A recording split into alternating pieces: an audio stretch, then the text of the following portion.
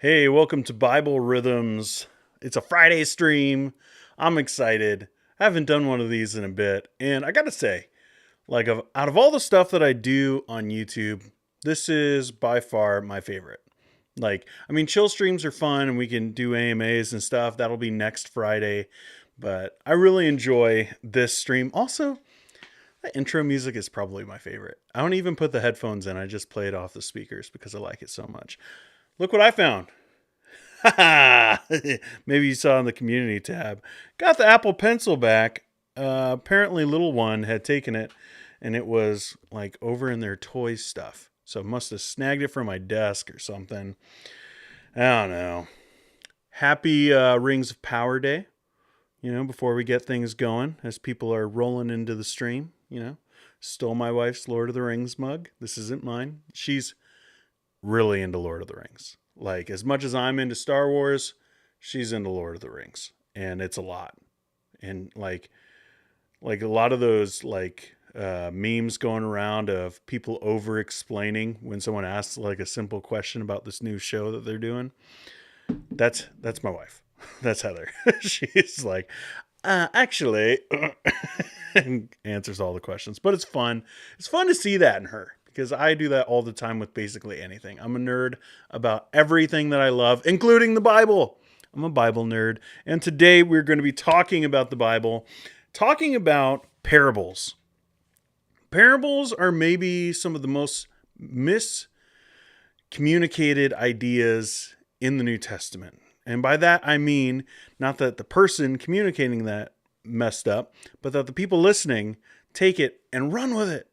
And they just go off the deep end with all kinds of ideas based off of one simple parable. So I asked the question, what is a parable, or what would be your definition of it? If you are here in the chat, let me know. I know I went a lot earlier than I usually do in these streams. First off, I went later because I try to do it in the morning. But now that school's in session and little one last Friday, oh boy. Couldn't find the Apple Pencil, did a chill stream. It was the chaos stream. It will be forever known on this channel as the chaos stream. If you were there, you know it was insane. So probably not going to be streaming with him around. But we got the clear right now. So I was like, all right, now we can go live. Now we can do this thing. So Debbie hopped in the chat and said, a story meant to teach a lesson or principle on two levels, practical and spiritual. Okay. All right. So what we need to get out of that right off the bat is the story part, right? I did a sermon series when I was a senior pastor, preaching every week, going through the parables, and I called it The Stories Jesus Told. And a lot of that is, here's this made up story. Now, I did a Google search just to see, I got lots of books that talk about parables and get definitions from there. But I want to see what like the world says a parable is too, to see how people are using it. Because it's not just a Christian term, right? So I look it up and it was something about like lies artists tell. And that is completely inaccurate. It is not a lie. It is a made-up story. A made-up story is very different than a lie because you're not presenting it as a truthful telling of a narrative. You're saying, hey, here's this example of a story. And so that's really important when we get into these, to understand that we're not talking about historical accounts. Really important when you get into Lazarus and the water and he can see into heaven and like, what is that all about? And some people say it's a parable. Some people say it isn't, but that's really important when you get into that kind of conversation. But it is a story. Now, a lot of times people forget to talk about the parables, and I don't even understand why that would happen, because like, think about it this way. You got basically 35% of Jesus's teaching is parables. 35%. That's a whole lot. Like that is a huge chunk. 1/3 of all the teaching of the Messiah is told through parables.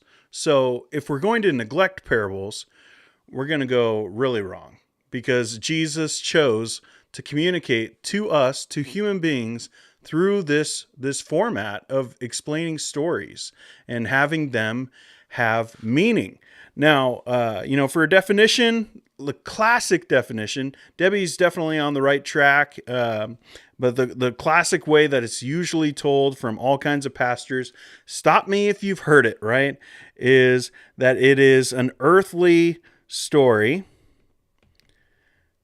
with a heavenly meaning. Okay, an earthly story with a heavenly meaning. That's usually the way that it's described. And while I think it's a little too simplistic, I think that it is accurate, because we're talking about things that we can understand. Really, what a parable is an illustration. You can think of it like if you're reading a book and they give you an illustration of something, like what does it look like to flesh out this idea? Or if you're a pastor, a lot of people who watch this channel are pastors or maybe involved in local church ministry. You got to give illustrations so people understand what you're talking about. And so when you do that, that's essentially what a parable is.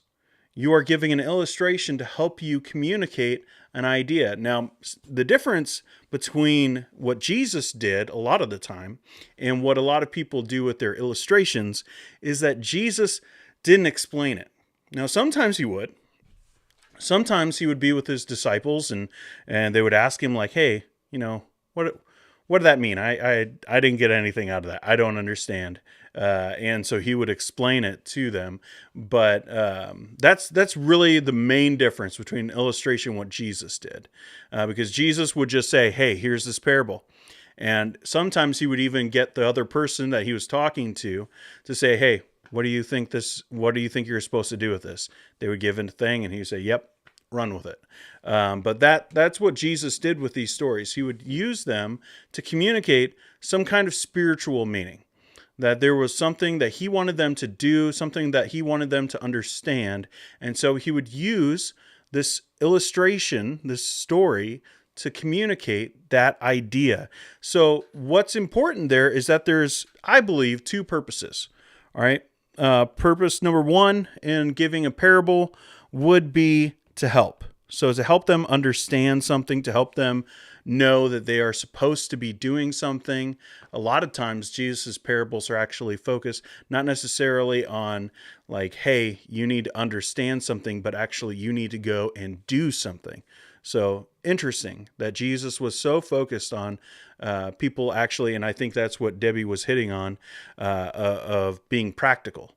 Of actually going out and actually accomplishing something. So Jesus was often doing that. But also, like I said, sometimes he would do it to confuse people. And I don't know why that line did that, but we'll delete that. All right, so to confuse people. Sometimes he wanted to say something in a way that his haters wouldn't understand. That people, for those who have ears, let him hear. Like that's where that comes from. So the idea is that Jesus wants to communicate something to people who are in the crowd who do follow after him or follow after God, and that they would believe his word and apply it to their life. He wanted them to understand something, but he didn't want, like, say, the Pharisees to get it. He wanted to kind of hide it. And so he would confuse them with this story. So those that had an ear to hear, they would be able to understand. And those that didn't would not be able to understand. And actually, he did that many times throughout his ministry. So there's this twofold purpose, which makes it difficult. Like, if you think about it that way, it's like, that's a little sneaky. Like, if you have this like built into the purpose of some of these parables, that means that you and I, even though we love Jesus, even though we have the Holy Spirit in us, if you're a Christian, you have the Holy Spirit, you are relying on the Holy Spirit to understand what God has for you in that teaching, it still makes it a little bit difficult to fully grasp what that teaching is. So parables can be very difficult. They're simple stories a lot of the time, but They can be difficult to understand, and you can go, like I said, off the deep end. And what I would say in that is really that there is one key idea. And I think that is so important when we're talking about parables, that there's one key idea. There isn't a whole bunch of different ways to interpret something when it comes to a parable. You could read into it, okay, well, who is this thing? Who is that thing? The 99 sheep. Who are the 99? Who is the one? And you could really start to dive really deep into some of these metaphors within a story, but don't do that at the sake of misunderstanding the main idea. There is one key idea to each of these parables. Now, how do you understand, right? If we get, all right, there's a purpose to help and there's a purpose to confuse, how do you then arrive at this idea, this key idea? I think that there are three things that we need to remember when we get into the ideas of parables and trying to interpret them. And the first one would be the occasion. And this is very similar to how we understand any text, right? Like any text, we need to know the context, we need to understand what's happening around it, but also that includes not just the immediate context, okay? Parables sometimes, you have to go back chapters sometimes to fully understand where Jesus is coming from when he gives the parables. And throughout the New Testament, mostly when we're talking about parables, we're talking about what Jesus was teaching.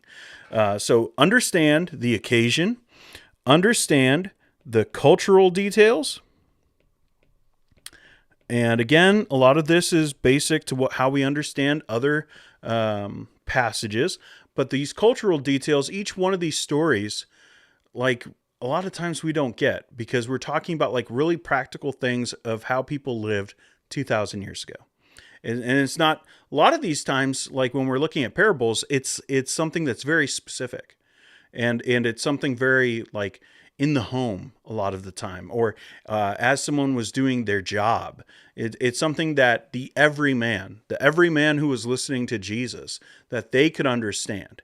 That they understood, that they could grasp it. We're not talking about the elites of society 2,000 years ago, which sometimes when we're trying to understand about a Bible passage, we have to know that. And that's probably a lot easier for us, because that's the stuff that gets into books and the stuff that we learn in history class, and we can understand a little bit more about how Roman guards were. And, I talked a little bit last week about the armor of God when it comes to spiritual attacks. And some of us, we can grasp those things a lot easier than understanding the layout of a house with the woman who's looking for her coin. We have to go a little bit deeper sometimes for us to relate to these really small stories rather than huge scope stories. And some of those huge scope stories are easier for us to grasp than those really small ones that are just about someone living their life in this really small glimpse into the practical life of someone. So how do we figure that out? Well, there are great books. James Montgomery Boyce wrote The Parables of Jesus, I believe is the name of the book. Great book.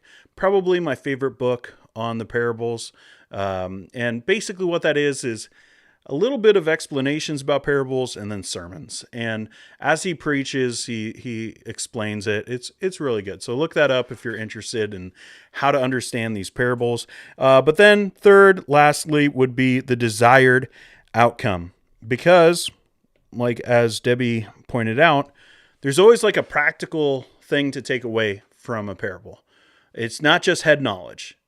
Jesus was a great teacher. He is a great teacher. And so he wants you to understand things that are not going to just live in your head.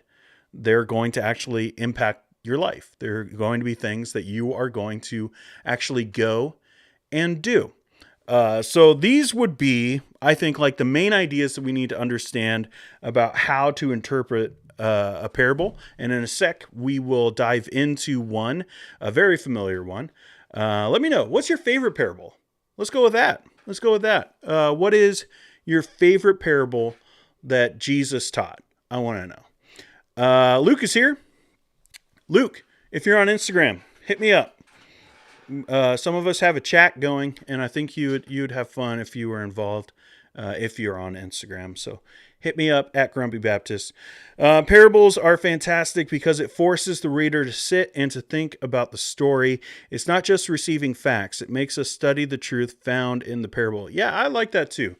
Like it's different than a Pauline epistle. Sometimes we need that Pauline epistle to just say, hey, go and do this. This is what it is. This is bad teaching. This is good teaching. Let's go. But I like Jesus' teaching.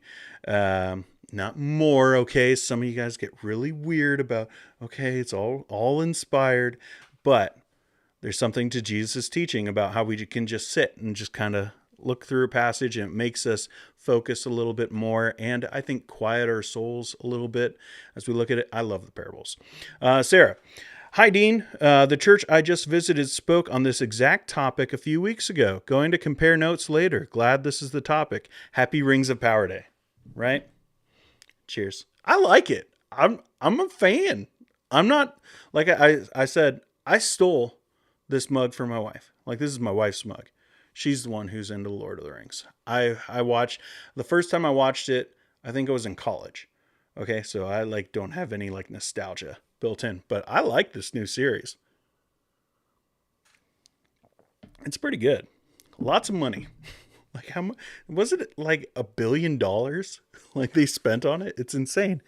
Anyways, Luke, interpret this parable. A Toronto basketball team once. I take it back. You are not welcome in the Instagram chat. No, I'm just kidding. A Toronto basketball team was once at the top, but have fallen from their glory. No, we haven't. We've been good. We got a great team. You just wait, Luke. Luke, who's your team? You a Lakers fan? No, you're out in California. Or did you hop on the bandwagon and go up north? Golden State. Jeremy, you found the pen. Found the pencil. Yeah, like I said, I apologize, Jeremy. I was sure that you broke in and stole it, but John's here. Hey, all. Luke got the joke. The jokes. Jeremy, I would have been in 3 minutes ago, but watching these awesome ads to help Dean get more AdSense. Yeah, I need to set up stuff. I still haven't set up some things. Be on the lookout. Monday, Theo Live. Different ways you can help me out, make my show better, make the channel better. Maybe not just a show. Ooh, what does that mean? Proverbs 17:11. Hey Dean, listening while I'm working. Awesome, glad you're here. Debbie, one of my favorites is the prodigal son. Absolutely, right? Prodigal son is probably the most famous. Today we're probably going to be looking at the second most famous. But yeah, prodigal son, so much in there about the heart of God as a father. Love it. Staring into the distance, seeing his son coming down the road. It's beautiful. Clippers? For real, Luke? Wow. I don't even know what to say. I'm shocked. I'm shocked and appalled. No, just kidding. Is that why you hate on the Raptors so much? You rubbing it in my face that you got Kawhi from us? Is that what this is about? Dang, Luke. All right. Enough of that. All right, let's go over here and let's just look at one of the parables. And I don't have too much time. I'm realizing I think someone is waking up from a nap way too early. So let's look over here. At least he's not busting the camera around like last week. But let's look at the parable of the Good Samaritan. Now, most of you guys know this, so I'm not going to be teaching anything new. Although there is something that I think that you might have missed, okay? Something you might have missed, even you pastors. Something that I saw a couple years ago, and I was like, wait, what? When I was preaching through this passage. All right, so if we're thinking about those three things, the occasion, the cultural details, desired outcome, those are the three main things that we need to understand about any parable when we're interpreting it. So what is the occasion here? Well, an expert in the law stood up to test him, to test Jesus, saying, "Teacher, what must I do to inherit eternal life?" So one of those gotcha times, right? Like, hey, we're going to try to trap you right now. And Jesus sees it coming a mile away, like anyone would, but also he's God. So he sees it like way, way ahead. And what is written in the law? Jesus says. He asked him, "How do you read it?" So what do you make of it? What do you make of the law? So he turns it around on him. He answered, "Love the Lord your God with all your heart, with all your soul, with all your strength, and with all your mind, and your neighbor as yourself." And he said, "You're right. You've answered correctly," he told him. "Do this and you will live." But wanting to justify himself, he asked Jesus, "And who is my neighbor?" So that's the occasion here. That's the occasion. Who is my neighbor? Josh Bice. Asking, who are we supposed to love, essentially, is the question. Well, then we have the actual parable. Jesus took up the question and said, "A man was going down from Jerusalem to Jericho and fell into the hand of robbers." So before we get there, I do want to touch on something, like I said, something you guys might not have seen. I'm talking about the occasion here.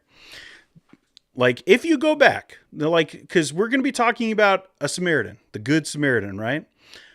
Samaritans were not looked like highly upon by the Israelites. They were looked down upon. They were the dogs. There's you can go into history and read some of the really harsh things the Israelites had to say about Samaritans, and they weren't looked at as equal. It was racism, lots of racism. Okay, well, what happened just a little bit before this? If we go up and we start going just a little bit up into chapter 9, they were trying to journey. They were trying to go to Jerusalem, and they're headed that way. When the days were coming to a close for him to be taken up, he determined to journey to Jerusalem. He sent messengers ahead of himself, and on the way they entered a village of the Samaritans to make preparations for him. So this is right before. But they did not welcome him. They did not welcome Jesus because he determined to journey to Jerusalem. When the disciples James and John saw this, they said, "Lord, do you want us to call down fire from heaven?" So they're ready to burn the whole city to the ground. That's what the disciples are ready to do. "Do you want us to call down fire from heaven to consume them?" But he turned and rebuked them, and they went to another village. This, I believe, is super important to understand Jesus' heart for people. And really his love, how he treats people, because who is my neighbor is the occasion, right? Well, Jesus had just been really mistreated by the Samaritans. They did not welcome him. They didn't want him there because he was on his way to Jerusalem. And to the point, we don't know exactly how did they say that? What were some of the words being said from the Samaritans to Jesus and his disciples? But it was so much that the disciples are ready to burn the whole city to the ground, so the whole village. So it must have been bad. And here's Jesus being mistreated by Samaritans who traditionally Israelites would have looked down on. And in just a couple chapters here, he's going to start talking about them in a super positive way. Sorry, where'd I go? Luke 10, Son reveals. There we go. Okay. But that's just a little while before. So Jesus mistreated, could have used anybody to talk about what it means to be a good neighbor. And having been mistreated, they weren't being good neighbors. But Jesus is here and says, "No, I'm going to use you guys as the positive part of this story." So I think that's huge in understanding the occasion and some of those cultural details. So then just quickly, a man was going down from Jerusalem to Jericho and fell into the hand of robbers. They stripped him, beat him, and fled, leaving him half dead. A priest happened to be going down the road. So this isn't super far, but it would be a journey. And so that's important to understand too. It wouldn't be just hey, this is an afternoon little stroll. So it was dangerous, the highway, there were robbers. These are all cultural details that need to be understood. This was something that anyone could relate to because they had seen it. All right, this is the same thing here in Saskatchewan in the winter having cars go off the road and people trying to help, right? Like it's that kind of a deal, except obviously way worse motives going involved for other people. In the same way, a Levite, when he arrived at the place and saw him, pass by on the other side, but a Samaritan on his journey came up to him, and when he saw the man, he had compassion. Key idea.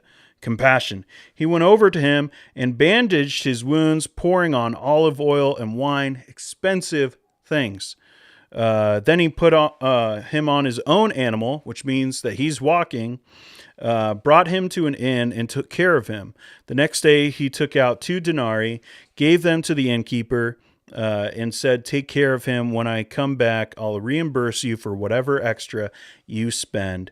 Which of these 3 do you think proved to be a neighbor to the man who fell into the hands of the robbers? So what Jesus is trying to help this man understand is, even though he got some theology right, even though he has a good understanding of what God expects from him, he asks that question, who is my neighbor? Who am I supposed to love? And Jesus says, like, look, here we have like the priest. We have people that this man would have looked up to, would have respected. And Jesus says, no, it's not. Don't be like those people. Those aren't the examples. Be like the person who just loves people and sacrificially gives to help them. Which of these 3 do you think proved to be a neighbor to the man who fell into the hands of the robbers? The one who showed mercy to him, he said. And here's where the application comes, the desired outcome. Then Jesus told him, go and do the same. A lot of us, we neglect that part. We like the idea of being a good Samaritan, but that's not the point of just saying, oh, the Samaritan was good. The point is that we would be like him, that we would go and actually love people, give sacrificially, and in that way show them the love of Christ, and in that way be a good neighbor, show love for them, treat them the way that we would want to be treated. Like that's what's being told here. I got to get going a little earlier than I thought, but I hope that was helpful for you. But that's what it means. A parable, super important, because 35% of Jesus' teaching is through these parables, and we need to understand those 3 things: the cultural details, the occasion, and that desired outcome. I will see you on Monday for Theo Live. Maybe I'll drop a short later on today. Who knows? Maybe, maybe not. We'll see.